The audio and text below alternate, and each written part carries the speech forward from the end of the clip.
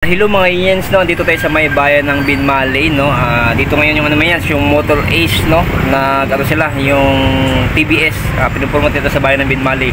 2 days ito mga Yens, no? Pero yung branch nila is sa may Calasiao, Motor Ace Calasiao. Eh mga Yens, ito mga Yens, no? Papakita ko lang yung ano, yung presyo nitong TBS passenger ito, at saka ito naman yung TBS na cargo. Yung price na maintenance, no, dito sa ngayong araw ko maintenance, March 12 hanggang bukas March 13, dito sila sa bayan ng Binmaley, Pangasinan. Tara mga yan, silipin natin.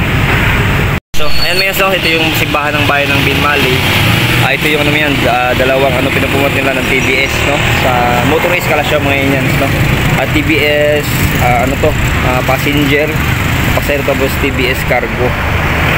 Yung TBS pala may yan, yung passenger nila, ito, yung pampasahero, ito yun, 194,000 yung ano, yung cash, down payment is 7,000, 3 years is 8,402. Ayun may yan, no? Dito sa may Motor Ace to, Motor Ace Calasiao. Sa ngayon may yan, pinapromote nito sa may bayan ng Binmaley. Dito sila ngayon may yan for 2 days. Ang maintenance, no, yung isa naman, ito, yung cargo is itong 3-wheeler na ang cargo nila is cash niya is 210,000, 12,000 yung down payment, at 3 years niya is 8,842. Ayun maintenance, no, itong dalawang ito yun, presyo niya. Dito rin siya sa bayan ng Binmaley, may nasa yun yung triangle ng Binmaley, sa simbahan ng bayan ng Binmaley.